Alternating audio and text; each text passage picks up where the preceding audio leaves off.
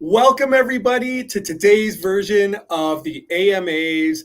I am Sergeant Tony Gabrielli. I am a senior recruiter with our Uniform Recruitment Bureau here, or our Uniform Recruitment Team, rather, part of the Training and Recruitment Bureau here at the Ontario Provincial Police. And it is my pleasure and my honor to be with you today to present to you a very important topic about the recruitment process.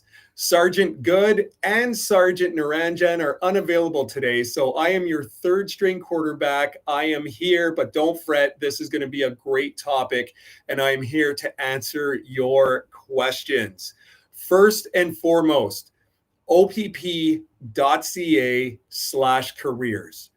If you scroll down to the events section, you are going to see a number of events that are upcoming in your area, around the province, and also virtually. One of the first steps to be successful in the application process is learning what is required. And more than what's required is what does it mean and how does that work for you to be competitive when you apply on? Well, that is exactly what we're going to talk about today. We are going to dive in to the areas of assessment.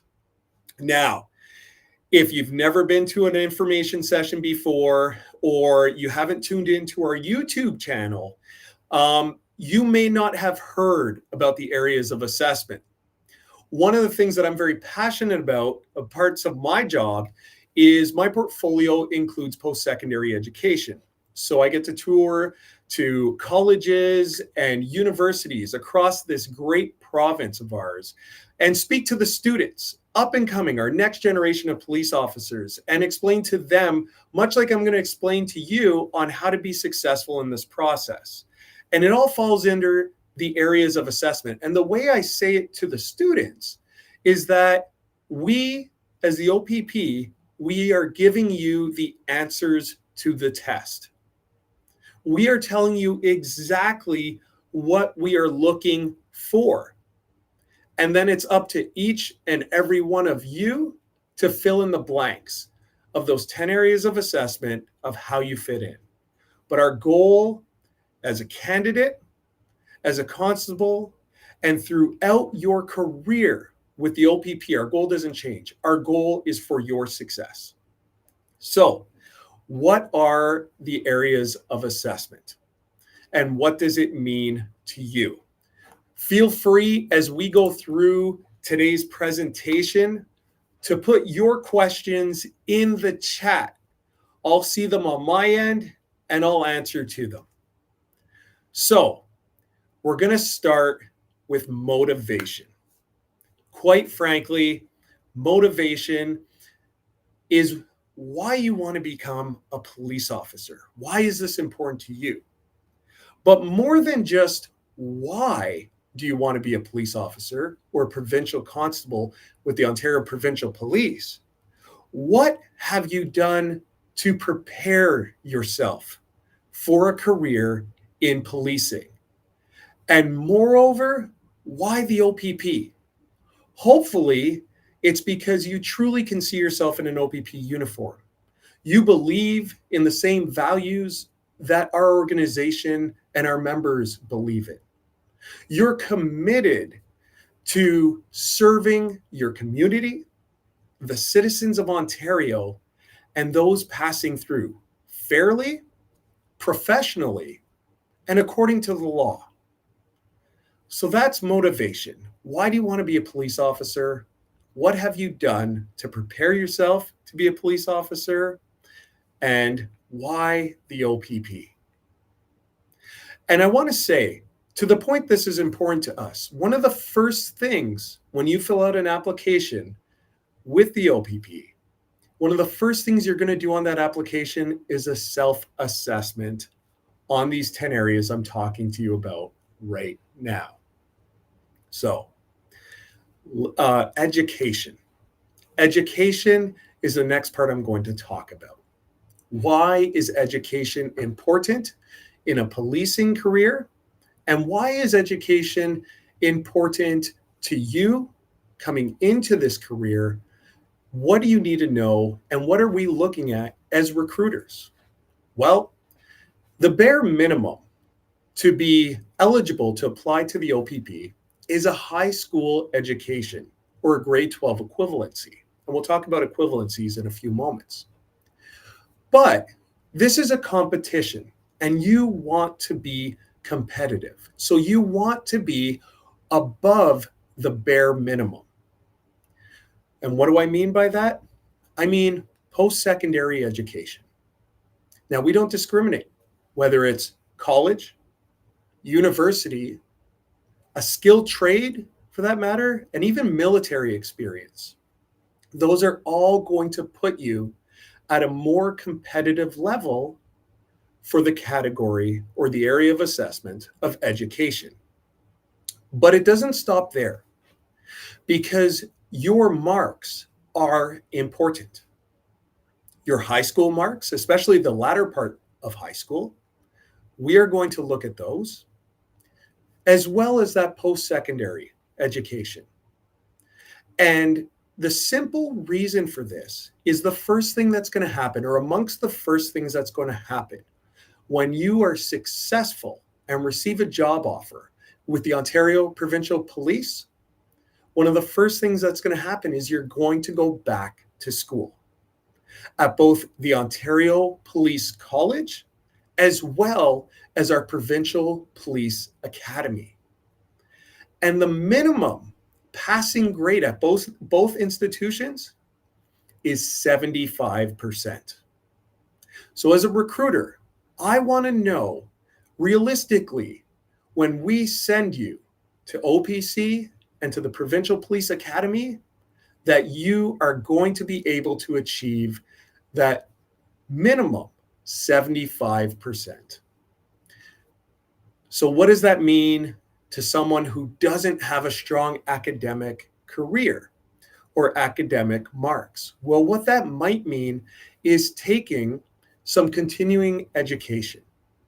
It could be taking an evening course. It could be taking an online course, a certification, showing us that you are capable of achieving passing grades in an academic environment. So, from education, we move to lifestyle. Lifestyle and life experience. And I often get asked this question by candidates. Well, what areas of my life are you going to look into as part of this application process? And the answer is quite simple. All of them. We're going to look at consumption habits, whether it's alcohol or cannabis or any other substances. Alcohol and cannabis are both legal substances. But what we want to know is, are you using them responsibly? Is there a dependency?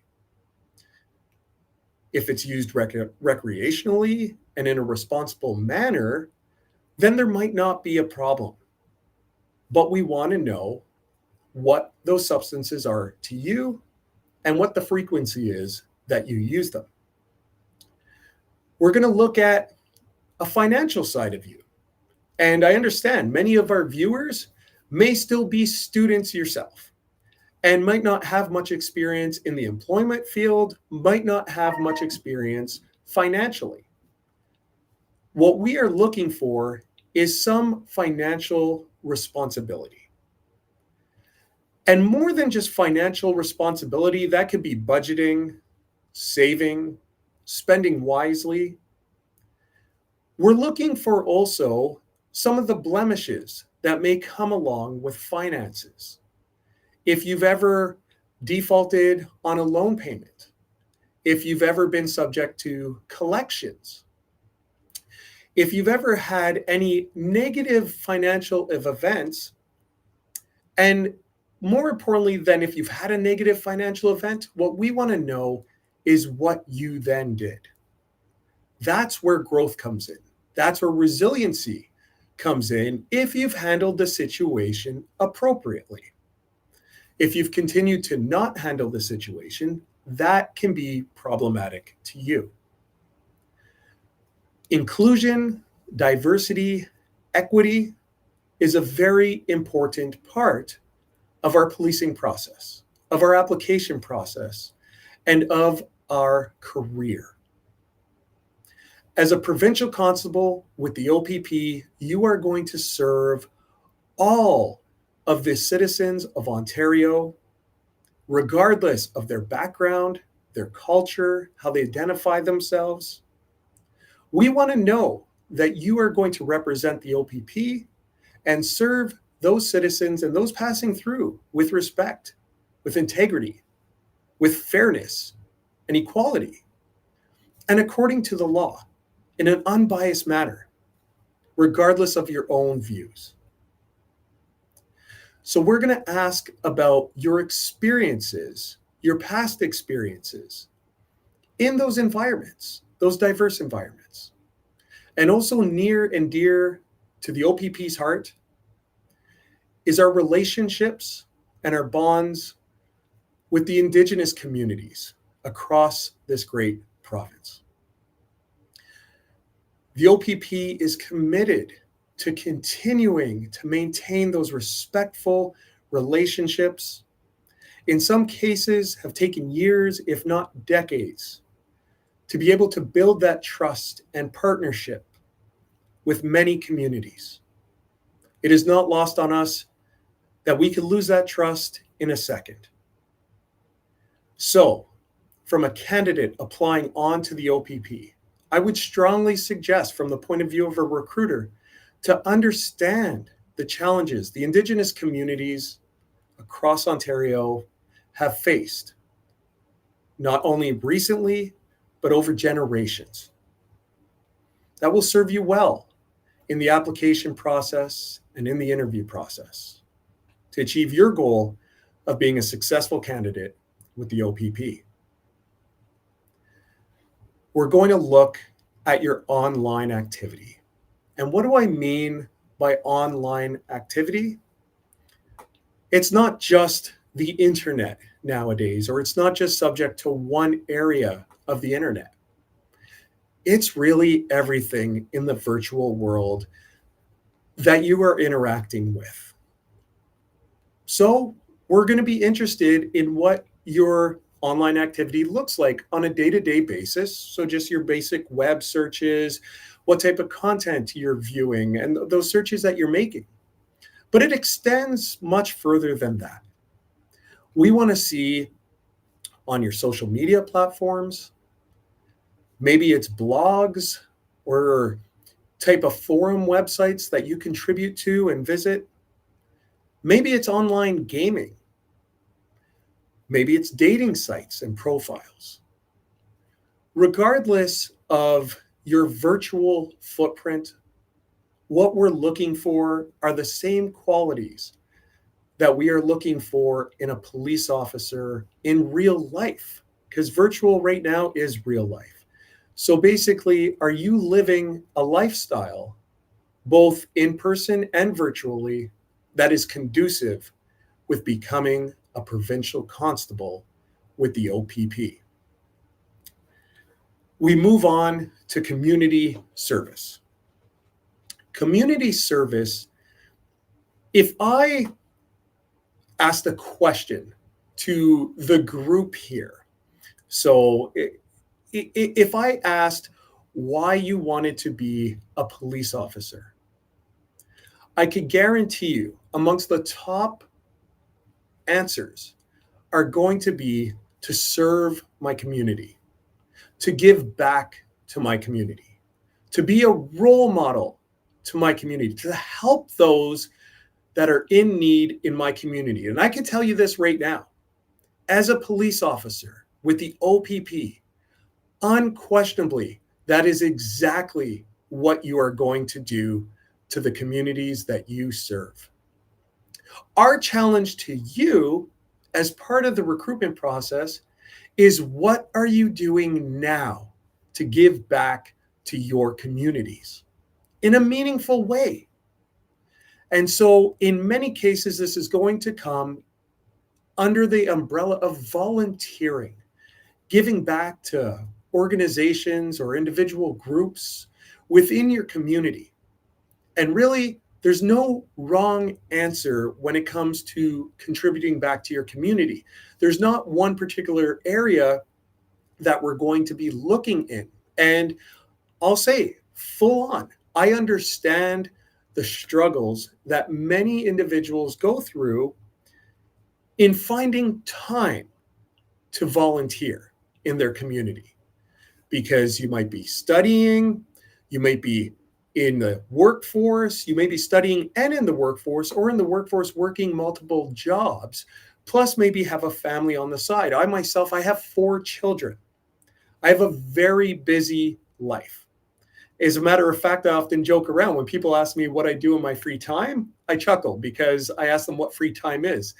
I have negative free time, but I still, having 16 and a half years of policing experience, I still continue to give back and volunteer to my community. I coach youth sports. I'm involved with the Salvation Army. I'm involved with the Hospital Foundation. I'm involved in a number of other community-led initiatives within my community while working, while having a busy family life. A great mentor of mine once said, "We all have 24 hours in a day. It's up to you to choose how you use them." From community service, we move on to employment. And what I want to say about employment, there's a couple pieces here. One, we are going to ask you to attach a resume to your application. Along with the resume, where normally you're going to highlight your top 2 or 3 best employment experiences, on the application itself, the online application itself, we are going to ask you to list all of your employments. And this means the good, the bad, and the ugly. And we're hoping to see more good than certainly bad or ugly. But we do understand that sometimes some employment situations just don't work. Some interactions with supervisors just aren't good. So don't hide those. Be honest. If I could give you any advice in this whole process, honesty and integrity. Those are 2 uncompromising qualities in a police officer, and absolutely necessary throughout this recruitment process. So when we ask you to list all of your employees, we're even asking you to list cash jobs you may have or employment that you have not declared.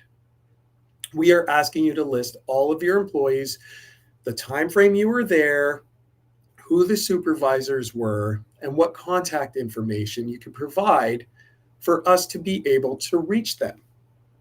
What we're looking for in employment is overall a positive employment history. Maybe you've taken some leadership roles within your employment. Even if you were working at a corner store, maybe after 3 months you were made a key holder, somebody trusted you in that organization or in that environment. Maybe you became a supervisor, an assistant supervisor. Maybe you moved up to a management level. Or you know what? Maybe you took a trainee under your wing and helped support them to their success. That also speaks to leadership, and I'm going to talk about that next. When we talk about leadership, it's not just in employment. It can be, absolutely, but it could be in any area of your life. It could be in your community service. It could be academically or in employment. The fact of the matter is, I know each and every one of you tuned in today have leadership qualities. And what we want to know in the OPP as a recruitment team is for you to share those experiences and those qualities with us. And certainly, if you've led in a stressful time, in a time of crisis, or where individuals were in crisis, we want to know about that. That's great parallels to the career path that you're about to embark on. From there, we go to driving. The OPP, in my humble opinion, have the most beautiful and noticeable police vehicles, not only in this province, I would say in this country and internationally. They are highly recognizable. And anybody knows that who's driven down the highway when the car in front of you slams on the brakes because they've spotted one of our great officers conducting traffic enforcement on the side of the road. You are going to spend the early years of your career, or some of you may spend your whole career behind the wheel of our beautiful black and white cruisers. We want to know that you are going to operate them professionally, respectfully, and according to the law, even in exigent circumstances or in emergency circumstances. And how are we going to determine that? Well, the best predictor of future driving behavior is past driving behavior. So we are going to ask you about your past driving behavior, how many tickets you've gotten. And that's not just tickets in terms of getting pulled over. Nowadays, with modern technology, we know there are many speed cameras out there and red light cameras. We're talking about those as well. We're talking about how many times you've been pulled over and not given a ticket, but been given a warning. We're also talking about how many collisions you've been involved in and what the circumstances were of those collisions. Were you deemed at fault or were you not deemed at fault? What led to that condition, to that collision? Were there substances involved? And I always say this because it tends to be a sticking point with some candidates. When they come up and say, Tony, I have a problem. I think I'm highly competitive, but I got a ticket a month ago. It's a speeding ticket. I regret it. I took accountability for it. I was absolutely wrong. They took ownership for their actions. They didn't try to make excuses. They owned it. But they're worried that this is going to affect their file. And certainly we're going to talk about it and discuss it in an interview. Absolutely. But there's a big difference to having a speeding ticket 1 month ago versus having an impaired charge 1 month ago. If you received an impaired charge a month ago, I'm going to strongly suggest you are not prepared to become a police officer. Because if we go right back to lifestyle, you are not living a lifestyle that is conducive with being a provincial constable. So again, when it comes to driving, be honest. And ultimately, you are applying to the Ontario Provincial Police. In most cases, when we ask you how many tickets you've gotten in your driving career, we already know the answer.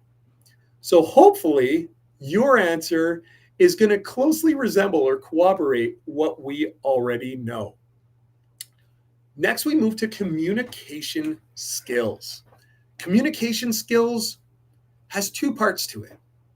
How you communicate with us and how you communicate with others. And what do I mean by how do you communicate with others? Well, the magic word I would suggest to you is de-escalation. Or the word that we are looking for is de-escalation. And what do I mean by that? What I mean is when you are put into situations where you are dealing with individuals who are in crisis, who are angry, who are otherwise having a bad day. Maybe you work at a retail store and a customer has come back in and is giving you an earful because they want to return a product and because your policies won't allow them to return it, or your company's policies won't allow you to return it. They're frustrated, they're angry, and you are on the receiving end of it. We want to know how you are dealing with those situations. And as I previously said, hopefully you're de-escalating them and not adding fuel to the fire. Hopefully you're looking for a win-win. Hopefully you're putting yourself in their shoes, understanding the situation from their point of view. I'm not saying you have to agree with what they're telling you, but understanding it from their eyes, from their viewpoint, and being able to build a respectful enough relationship or conversation to come to some sort of understanding between the two of you. So that's what we're looking for when we talk about communicating with others. Communicating with us, this comes in multiple forms. But really, every time you are interacting with us, our police officers, our provincial constables that are out working the road, working throughout the province, if you come to our information sessions, if you come to our shuttle runs, and when you submit your application, you should be professional. Certainly, it goes without saying, respectful. What we're looking for, and for many of you, the first form of communication we are going to see from you is not actually you, but it's your application. It's when you submit your application, which I'll talk about in a few moments, but you're going to submit it online. So it's really words on a screen. We all know there's all kinds of technology out there today, spell check and other grammar-related tools that are going to help you with your writing. I talked about early on that one of the first things you're going to do in your application is actually a self-assessment. You're going to fill in these areas on that application to tell us how you fit in them.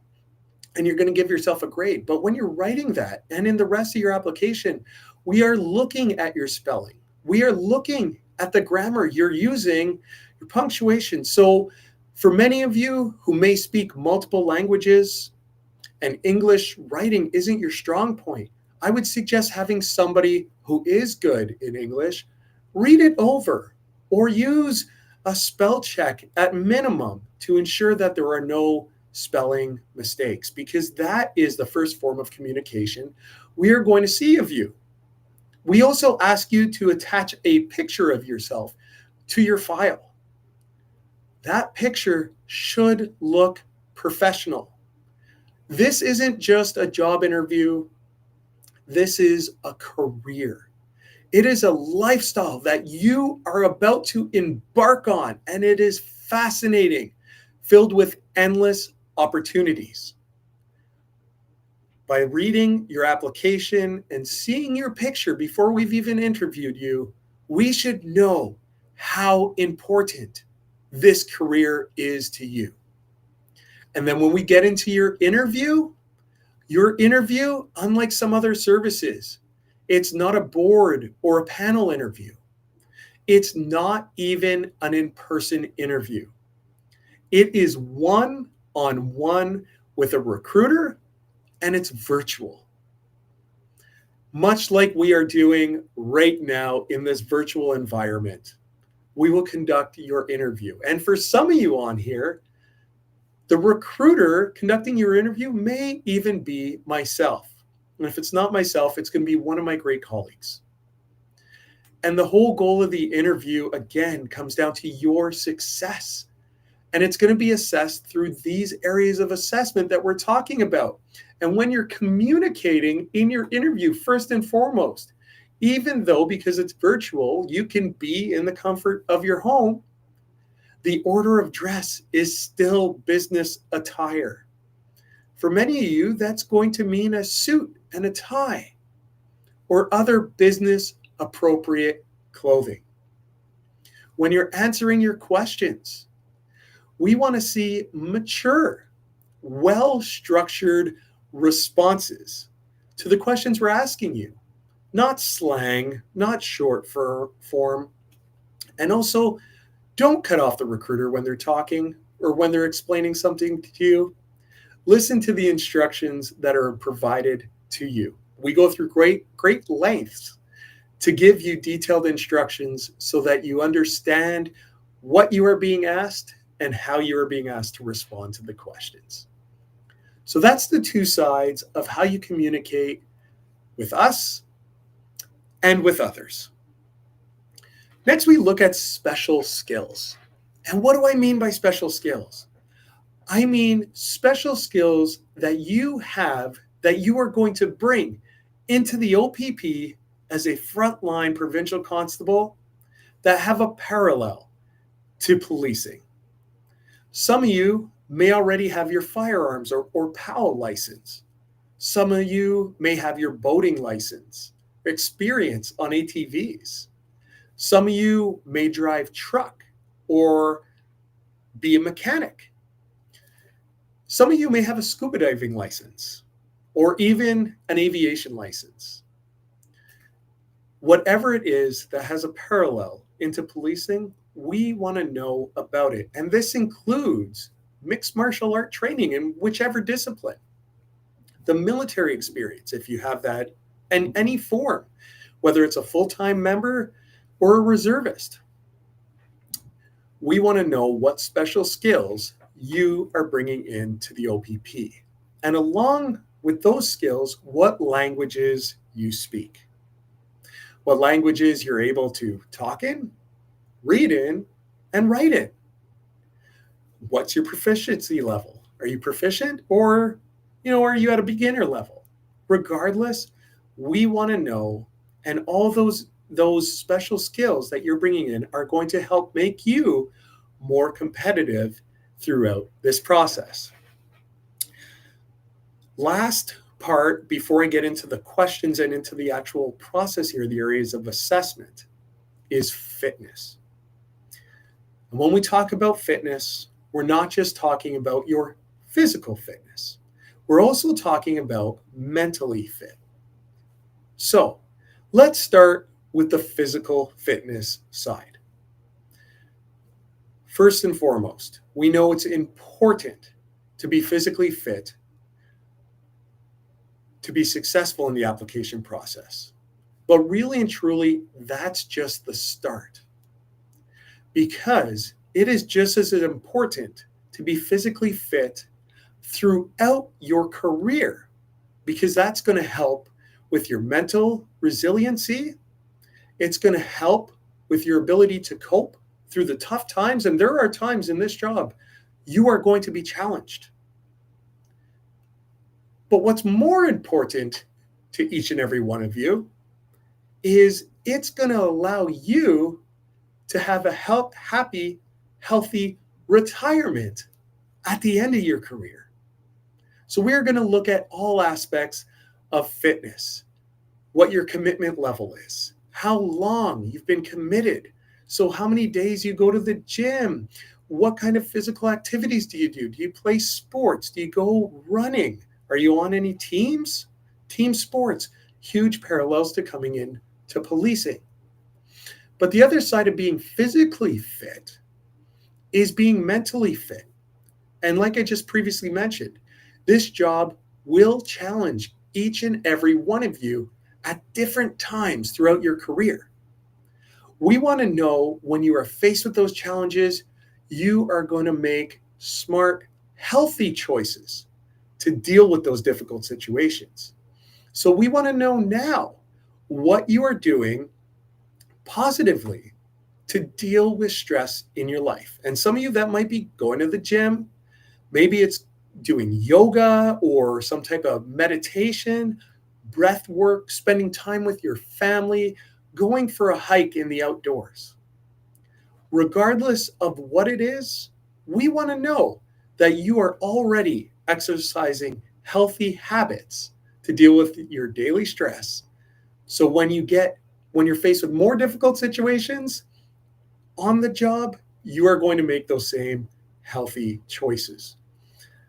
But let me be specific for 1 second on the fitness requirements, because there's really 3 areas that you need to know about to be successful in achieving your goal to be a provincial constable with the Ontario Provincial Police.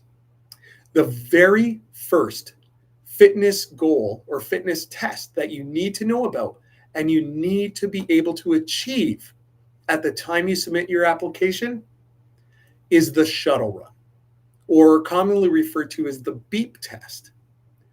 You need to be able to achieve a minimum of level 7 on the shuttle run. And what does this look like? From the time you submit your application, within days, we are going to ask you to prove your fitness level. And how do you prove your fitness level? That is the shuttle run, achieving a minimum of level 7. There's 2 ways to do it. One, you could set up a camera or have a friend or loved one videotape you with your smartphone doing the shuttle run. We will give you very specific instructions on how to conduct that test, how to put the measurements out. We will provide you with the audio file. Or the other option is by going to opp.ca/careers. Scroll down to our event section and look for an upcoming shuttle run in-person event in a community near yours. If you come out and complete the shuttle run, achieving a minimum of level 7 with us in person, we are going to give you a certificate that day that is good for 30 days. And what that means is within 30 days, you submit your application, you will attach that certificate to your file. The very next step for you is moving on to the interview stage. The second fitness test that you need to know about is the Ontario Fitness Pin. Now, this test has 4 components to it. It has a 2.4 kilometer run. It has a push-up portion. It has a flexibility and a core endurance section. You need to complete all 4 of those individually and then tally up your results and achieve at least 75%. Now, that test you're going to get to do at our general headquarters in beautiful Orillia, part of our Provincial Police Academy. You're going to get to do it during your first week of training as a provincial constable. The final fitness test you absolutely need to know about is called the prep test. And that is basically a circuit. You're going up and down stairs, looking over walls, going under obstacles. There's a mannequin drag, a push and pull machine, which helps simulate a restraint. And you have to do it in a prescribed amount of time. The best way to prepare for this test is by checking online. If you're not familiar with it, you can Google it and see resources available at the Ontario Police College website on how to conduct the test and what it requires. Why it's important to you is that is the fitness test that is required of you to pass to obtain your basic constable certificate when you're at the Provincial Police Academy. Just to sum that up, it all starts with the shuttle run. You need to be able to achieve a minimum of level 7 on the shuttle run to apply to the OPP. Because as soon as you submit your application, we are going to want to see you achieve level 7. Our process moves very quickly. Before I get into the questions, I just want to recap. We have motivation. Why do you want to be a police officer? What have you done to prepare for a policing career? And why the OPP? We have education. What education are you bringing? What education background are you bringing? And are you achieving at least 75%, which is the minimum grade required to be successful at both the Ontario Police College as well as the Provincial Police Academy? Lifestyle, we are going to look into all areas of your life. Again, we want to know that you are living a lifestyle that is conducive with being a provincial constable with the Ontario Provincial Police. Community service, how are you giving back to your community in a meaningful way. And for how long? Employment? Are you taking leadership roles? Do you have respectful relationships with your colleagues and your supervisors? Do you have overall a positive employment history? Or for those who are students, do you have any experience in the workforce? Leadership, again, could be in employment, could be academic, could be in your community service. It could be any area of your life. We want to know how you are a leader. Next, we moved on to driving. What is your driving experience? Do you have any special driving courses? And of course, how many tickets have you gotten? How many collisions have you been involved in? Communication skills, how you communicate with us and how you communicate with others. Special skills, what special skills you bring in to the organization. And fitness, both your mental fitness or stress management, as well as being physically fit. By the way, opp.ca/careers, that is how you start this journey. You hit apply now, you fill out that application, and you hit submit. It's as simple as that, folks. You do not need the OACP certificate, as many of you may be aware, or some of you don't know. Many services require you to have the OACP certificate before you apply, not the Ontario Provincial Police. You're never going to need it in the application to the OPP. First step is opp.ca/careers, hit apply now, fill out the application, and hit submit. Our process on average right now moves extremely fast. And what do I mean by extremely fast? I mean from start to finish. Start being when you submit your application. To finish is when you are in an OPP an OPP uniform at our beautiful general headquarters in Orillia, Ontario. 92 days from start to finish is the average time right now. For some of you that are students or recent graduates, really, that means by next semester, you can be in an OPP uniform and starting your career as a police officer. It is that quick. Our process is designed for you to be successful. There are no trick questions. This is all about you and how you fit in to the 10 areas of assessment we just talked about. And the last thing I want to touch on this is we are hiring in large numbers. The OPP is the largest police service in the province of Ontario. We have almost 10,000 members, almost 6,000 of which are uniformed officers. Another 3,000 are civilians, and upwards of 1,000 are volunteers or auxiliary members with the OPP. Being the largest police service in the province, we also hire in larger numbers than any other police service. That means your opportunity to be successful is with the OPP. Minimum of 110 recruits per class 4 times a year. September, December, March, and June. A minimum of 110. In fact, the class that just started a few weeks ago at the beginning of September has 120 OPP recruits in it. I'm going to breeze through some of your questions here. I thank you so much, everybody, from joining today. And thank you. So great to see you again, Lee. Pardon me as I'm squinting at the screen.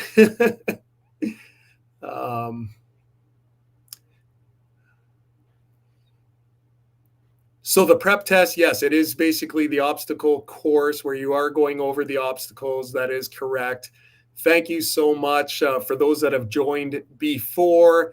Listen, if you want a change of careers, now is the greatest time. There is no age limits. If you are in your 30s, you are still very young. As long as you are, the only age limit we have is you have to be 18 years old. As long as you're 18 years old, you are eligible to apply. And there was a few classes ago, we had 8 members that were between the age of 48 and 56 years old.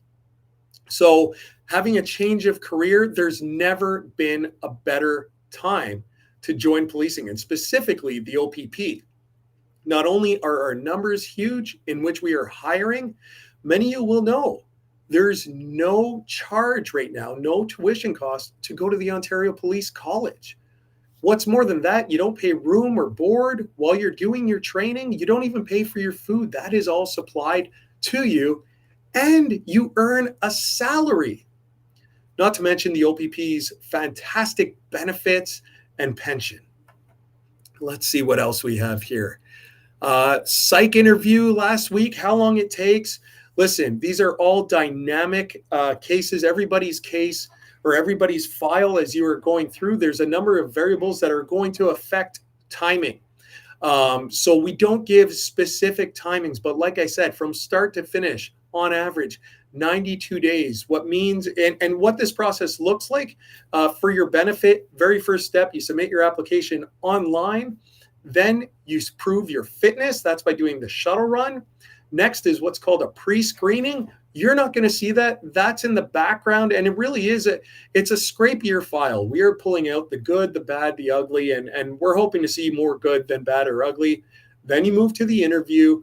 Then you move to the background investigation.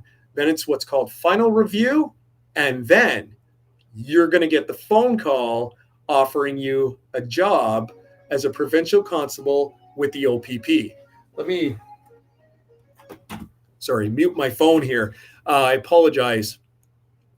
Somebody working in IT. Thank you, Maple.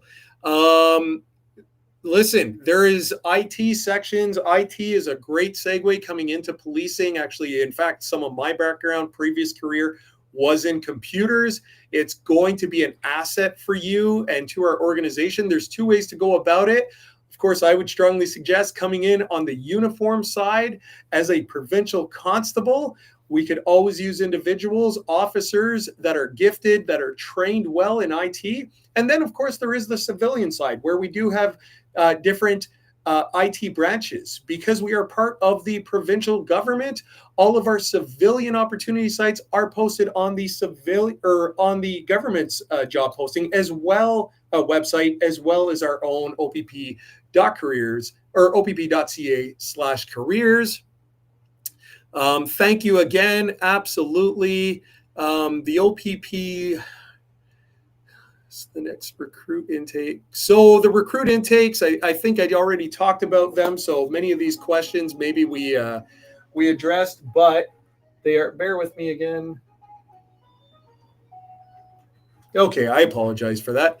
Our recruit classes are September, just happened, December, March, and June. 4 classes, 4 intakes per year. So we are hiring folks 24/7. There's not a specific time frame. We are hiring all the time. My suggestion to you is getting your application in as soon as possible. And if you're on the fence about applying, my suggestion to you is apply. Because the question comes up, many of us are afraid of failure. And so the question comes up, what happens if I am declined in this process? If I'm not successful, does that mean I'm never going to be a police officer? Does that mean my chances are gone? No. In fact, it means the complete opposite. And I've provided this advice to my own family. If ever you're not successful in the process, at whatever point in the process, that is not the door closing. That is the door just opening for you. What we ask is that you go back, you reflect on these 10 areas of assessment, and you look at maybe 2 or 3 where you find you can improve, where you feel a little bit light, and you could make yourself that much better in those areas. And come back 12 months later with an application stronger and better than ever, more competitive than you've ever been. That is also going to speak to your motivation. You'll remember that is one of the areas of assessment we just talked about. So, really, there is no loss at applying today. Now, I don't want you just to throw in your application for the sake of it. You have to have had some preparation for this. You had to have determination. In many cases, this has taken months, if not years, and in some cases, decades of preparation to bring you to this point right now where you are at your competitive best. We want you to apply at your competitive best. But if you believe you have all 10 of these areas of assessment in check, but you're still contemplating on whether or not you should apply, my suggestion to you is apply. If you feel a little bit light in one of those areas, you're likely making it up in one of the other areas, or a few of the other areas for that matter. So submit your application. Worst thing that's going to happen is you're going to be declined and you're going to have to wait 12 months. But there's other options there that are available to you, because perhaps we may offer you employment as an auxiliary member, as an auxiliary constable. Perhaps we may offer you employment as a cadet within our organization.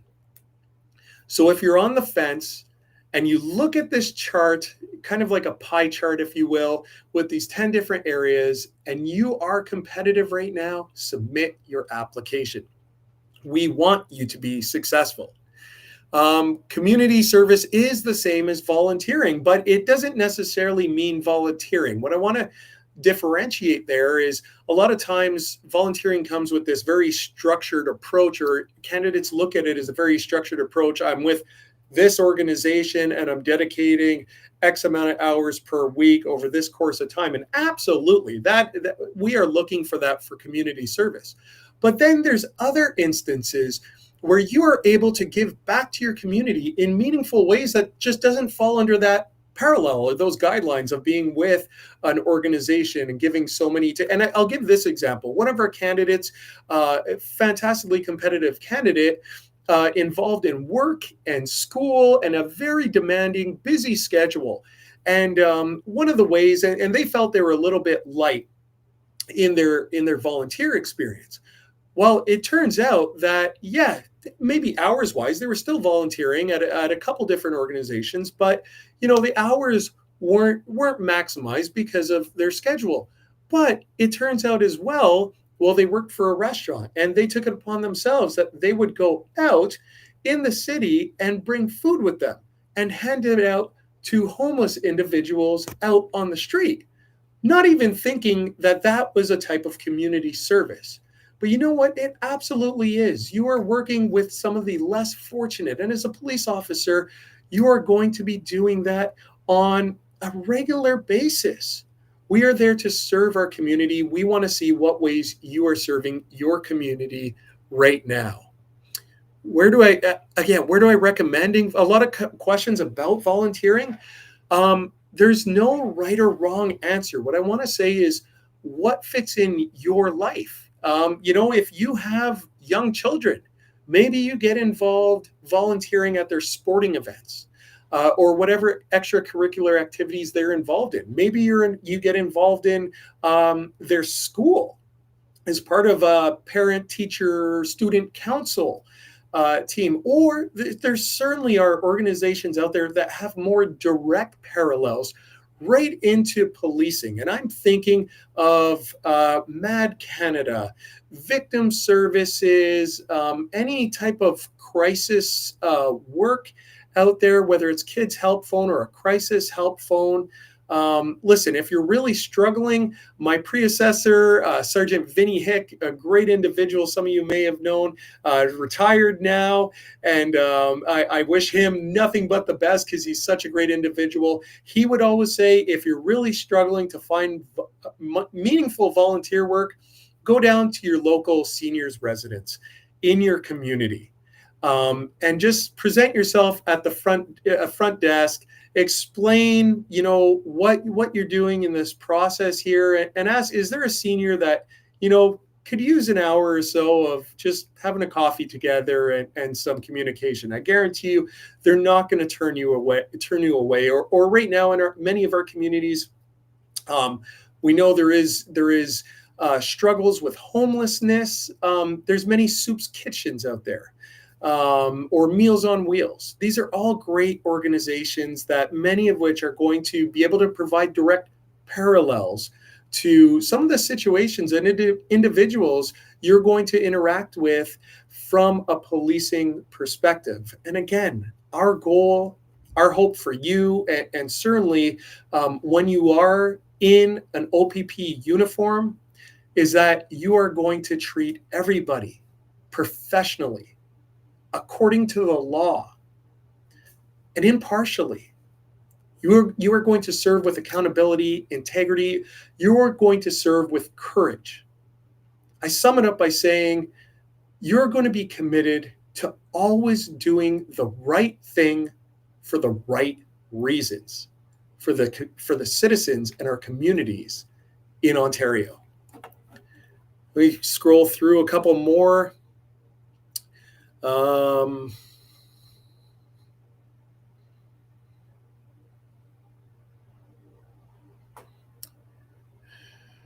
Good afternoon. Thank you. I appreciate it. So many great comments on here. Some very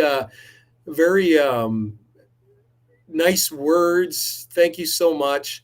Some more volunteer, lots of volunteering. So hopefully I have addressed that. The areas of assessment of special constable, are they exactly the same for a provincial constable? Well, they're not exactly the same, but it is a very similar process. So by preparing yourself with the areas of assessment, you are going to be in a good standing. You are putting yourself in a very competitive spot. These areas of assessment, and that also speaks to being an auxiliary member as well. Civilian positions with our organization. Listen, we have detachments all across this organization. Some of those civilian positions or opportunities are directly in those detachments. Other are in some of our regional buildings, like regional headquarters, or our general headquarters. Some of those jobs are very job specific, where they are detailed, and you have to have quite a background or competency in that domain. But again, my area of expertise is on our uniform recruitment side, and where we are hiring 24/7, 365. There has never been a better time to apply as a police officer. I'm still reading your comments here, so thank you so much for keeping them coming in. This is a great question, and we didn't talk about this, but talking about postings and why this is such a great question is there's a lot of misinformation out there. Some individuals you may hear say, oh yeah, the OPP, and I'm generalizing down in Southern Ontario. So bear with me for 1 second, because I know our viewers are tuned in all over our process in our beautiful north, and then some outside of the province as well. So thank you for tuning in from all over the place, and specifically all over the province. But I do a lot of work in and around the GTA, the Greater Toronto Area, and there is very much a myth that, which of course has a very dense population, there's a myth that the OPP is great if you go to the north. So if you start your career in Wawa or Moosonee or Armstrong or Pickle Lake or one of our other beautiful northern communities that we are very fortunate to police. And there's some truth there, but it's not the entirety of the truth. And the other myth is that the OPP only does traffic. And again, that is very, I want to say, GTA-centric approach, because generally around the Greater Toronto Area, when individuals see OPP cruisers, they are mainly on the highway. And that is because our province is divided up into 6 regions. We have Northwest, Northeast, then we have West, Central, and East. And then in the middle, around the GTA of Southern Ontario, the middle, in between East and West and encompassing Central, the lower part of Central, is our Highway Safety Division. Well, yes, in our Highway Safety Division, as a frontline constable, you are predominantly going to be doing traffic enforcement and responding to collisions because you are going to spend the majority of your time on our provincial highways. But that doesn't limit it to traffic enforcement, because if you think about how crime moves around and through our province, it is on our highways. So every one of our detachments in the Highway Safety Division also has crime units where investigators work out of and investigate the crimes that are passing through our highways. When we're talking about, could be drugs or gangs, stolen vehicles, of course, is a hot topic nowadays, maybe even human trafficking and others. That all passes on our highways. So even in the Highway Safety Division, we are very much committed to criminal enforcement and deterring crime. Now, everywhere else around the province, outside of the Highway Safety Division, we are doing full-on front-line policing. Calls for service, so whether it's going to the barking dog complaint or a domestic dispute, an assault, or a serious crime, we do all of that all the time across this province. And those opportunities are there for you. And let me just talk about those opportunities, because one candidate not too long ago came up to me at an event, and I absolutely loved it, because they came up to me and said, Sergeant Gabrielli, you know what the OPP stands for? And I said, absolutely, I know what the OPP stands for, the Ontario Provincial Police. And I have such pride in this uniform, in this organization. And he said, well, yes, but no. He said the OPP stands for opportunity. And folks, this is the land of opportunity for each and every one of you. And what I mean by that is, when you join the OPP, you are not just joining one career. You are joining multiple career opportunities within one organization. And I always like to put it like this: you can achieve absolutely anything you want to achieve from a policing capacity within the OPP, as long as you have two things. One, the want or the desire to achieve that level, like many of you on here want to become a police officer or provincial constable, you want to. And then the second is willing to put the work in.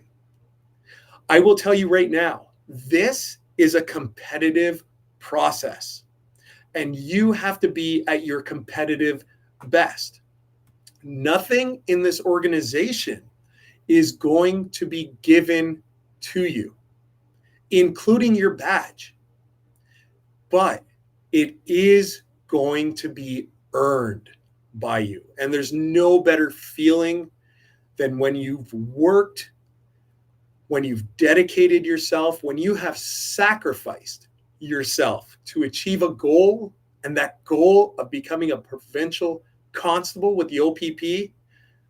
I'm sorry, folks, but that equates itself with being drafted to the NHL or the NBA or the MLB or any other major sports league that you enjoy, or winning the lottery. Folks, this is the land of opportunity, and these opportunities all await you across this province. What I want to talk about with our northern deployments, and where I say there is some truth to that. So our goal in recruitment and our goal in serving the province of Ontario is that you are serving communities where you want to work.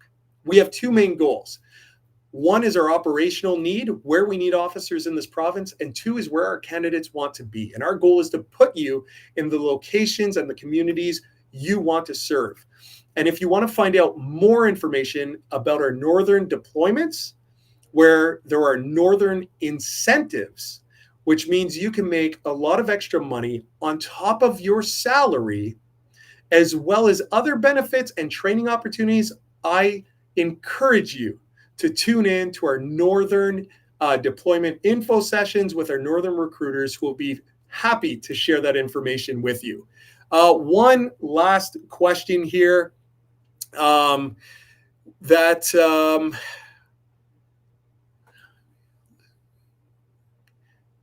Road. I'm looking for a good one here. Background checks. Okay, let's just talk about this again. Background checks, folks, references when it comes to your application. Really, the focus was on the areas of assessment here, but this is a great part because we are going to ask you in your application to submit 2 letters of recommendation right off the hop with your application. Of course, if you know OPP officers, if you've engaged with OPP officers and spoken to them, you can add them as additional references. And later on in the application stage, when you move on to the interview stage, we are going to ask you for a total of 9 references. Those 9 references, you don't need reference letters, but you're going to provide the contact information from them. We'll give you the instructions on how to provide them. That is going to make up part of your background check, your background investigation. The background investigator is going to reach out to not only you, but all of your references. And basically, they're there to corroborate all the good information we already know about you. Again, our goal in this whole process is your success. There's never been a better time to join policing, and specifically the Ontario Provincial Police. I encourage each and every one of you to visit opp.ca/careers and apply now. Thank you for joining us today, and I wish you all a great and safe day.